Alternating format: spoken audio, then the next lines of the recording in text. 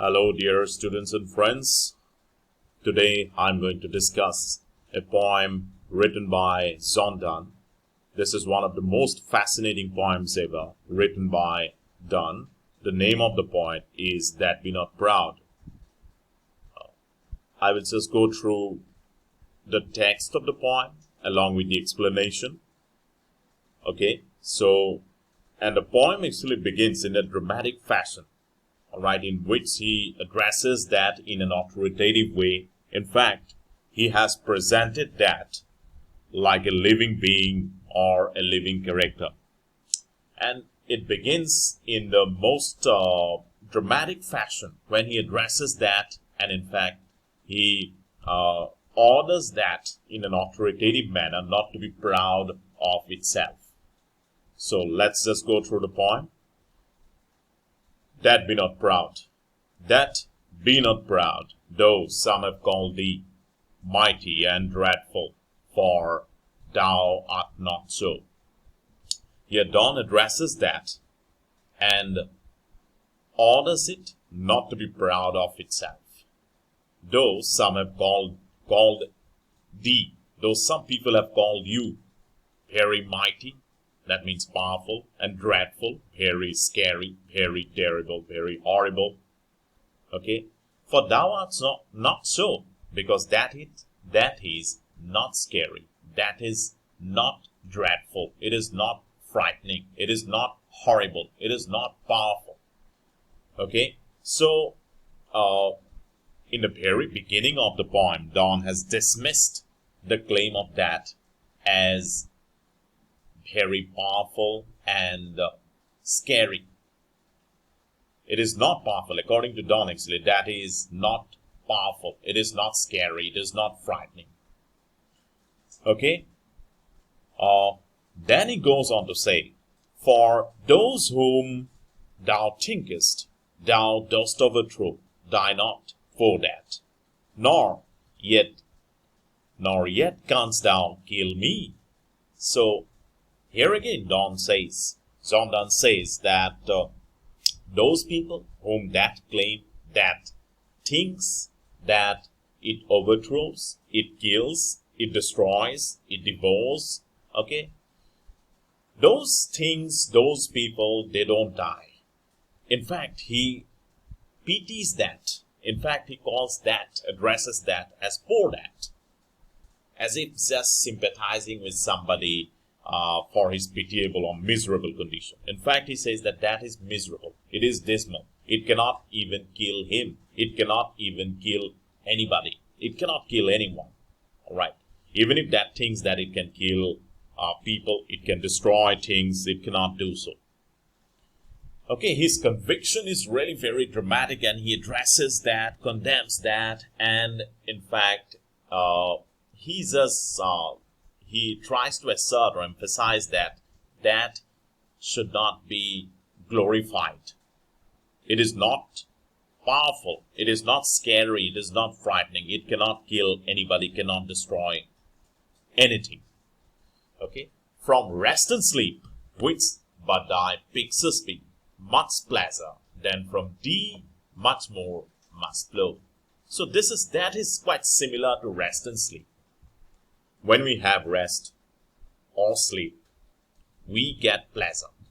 Okay, so that is quite similar to rest and sleep. Even that is something like sleep and rest.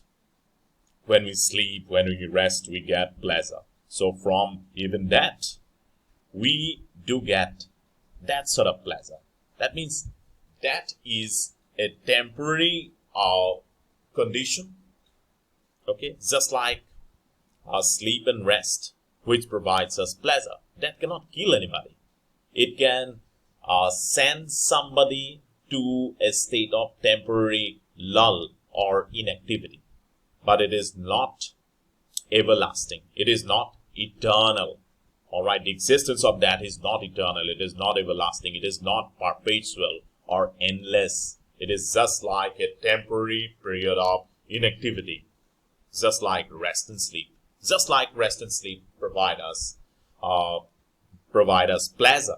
Even that can just give us that temporary pleasure, because it is something actually when somebody, the concept is the dramatic conviction of Donne is based on the concept that even when people die, they just go for a sleep or rest, because after that they are reborn. So this is based on that sort of concept of rebirth, okay, or recreation and redemption.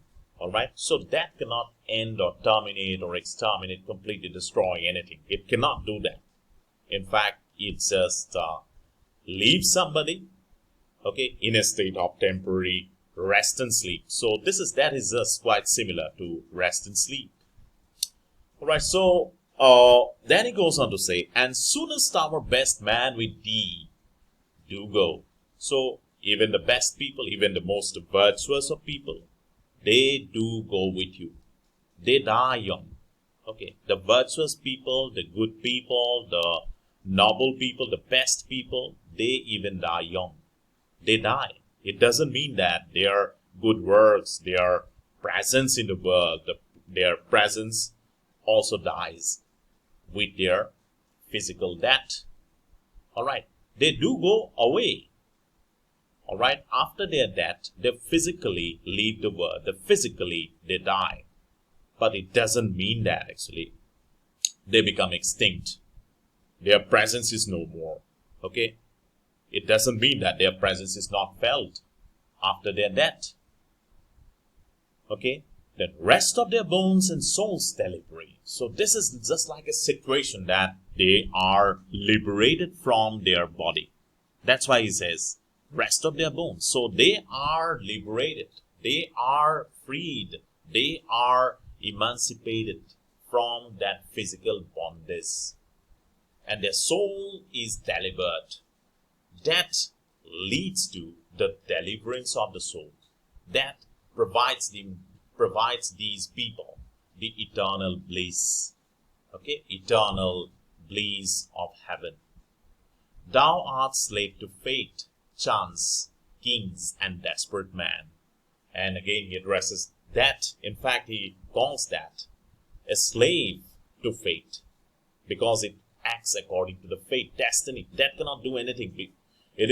Everything is preordained, everything is predetermined, everything is destined, or everything is actually fated.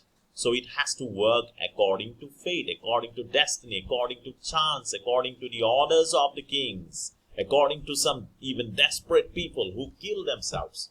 Alright, even some people actually who are really very desperate to die, that cannot actually restrain that.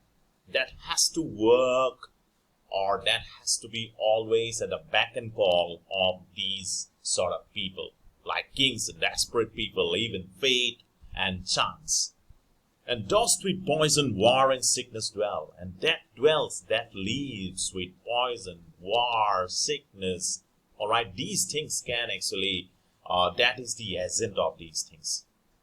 That performs its actions through poison, war, and sickness. It kills people, but it cannot do anything on its own. Okay, it has to perform its duty. It has to perform its action through these different actually elements like poison, then war, then sickness. And poppy and charms can make us sleep as well. So this is something like the charm. Charm means magic. Poppy is a kind of intoxicant from which opium is obtained. So even intoxicants like poppy, even magic spells can make us sleep as well. So what is the greatness of that? That is not great. That is not great. It is just like an intoxicant like poppy and even magic. Alright? And these things can make us sleep as well. So that should not be glorified. It should not be proud of its existence. And better than thy stroke. And these can perform their job better than the stroke of that. They can perform better than that. Intoxicants can perform better than that. They can produce better sleep, better rest. So that should not be glorified. Why swellest thou then? Again he says, why that should be proud of itself? Why that should swell with pride. One short sleep past. Okay, this is just like a short sleep. We wake eternally. We wake up eternally. When people die, when we die, we wake up again eternally. Here, Donne is definitely making reference to heaven. Okay, when somebody dies, when someone dies, it is just like a temporary sleep. And after that temporary sleep, all right, after that short sleep, people wake up eternally. People wake up perpetually. All right, this is a sort of actually eternal existence after that. So that is just a temporary condition of lull or silence. But after that, everybody just wakes up again to redeem themselves for eternal or everlasting existence. And that shall be no more. So when we wake up eternally, when people wake up eternally, that shall be no more. That will be gone. That thou shalt die. Then the poet says that after that, that itself will die. It will die. It will be no more. There will be no existence of that. People will be reborn. They will be. This will be a situation when they will enjoy eternal existence. So that cannot do anything to anybody. It is powerless. It is actually impotent. So this is a dramatic way the poem begins, and even in a dramatic fashion the poem ends, where the poet. That's why actually I've just sorted out some points in the form of a theme of the poem. All right, so I will just go through these points, relevant points of the poem. Okay, in his poem, That Be Not Proud, Donne trivializes that. Okay, then the poet says that actually gives man and women a break from all the troubles of the world. Then, according to Donne, that has its masters, and these are forces like chance, fate, kings, together with desperate men. That is not in power because there are other forces that are responsible for taking lives. The poet Donne has personified that, presenting it like a character in the poem. Okay, so this is in fact the theme of the first stanza. Then in the second stanza is full of praise for that, a big contrast to the first stanza. The poet suggests that is a source of relief from all the pain in the world. Then he suggests that is not supreme. At the end, the poet condemns that strongly because it cannot actually kill anyone, as it is a slave to greater forces. Alright, this is the explanation of the poem along with certain relevant points. I hope you have understood my explanation. So until the next time, goodbye. Thank you.